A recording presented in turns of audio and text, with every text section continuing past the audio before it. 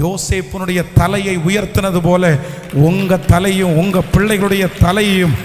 வாலிப தம்பி தங்கச்சி, நீ அடங்கி இருக்கணும், நீ அடங்கி இருக்கணும். நீதிமான் உன் தலையின் மேல் குற்றுறது உனக்கு எப்படி இருக்கணுமாமா? சொல்லுங்க சத்தமா. நீ திருப்பிட்டு வரக்கூடாது, திமிரிட்டு வரக்கூடாது. மகளே, உன்னை உங்க அம்மா திட்டுறது அப்பா திட்டுறது உனக்கு எப்படி இருக்கும் தெரியுமா?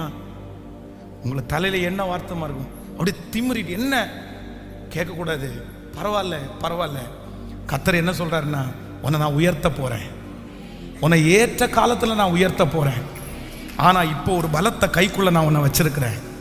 உங்க அம்மாவுடைய கை உன்னை நெருக்குதோ, உங்க அப்பாவுடைய கை உன்னை நெருக்குதோ, உங்களுடைய மேனேஜருடைய கை உங்களை நெருக்குதோ இல்லையோ, அவங்க கை மேலே இருந்தாலும் உன்னை சூழ்ந்து கர்த்தருடைய கை இருக்கிறதுனால கண்டிப்பா அந்த கை உங்களை நசுக்க முடியாது.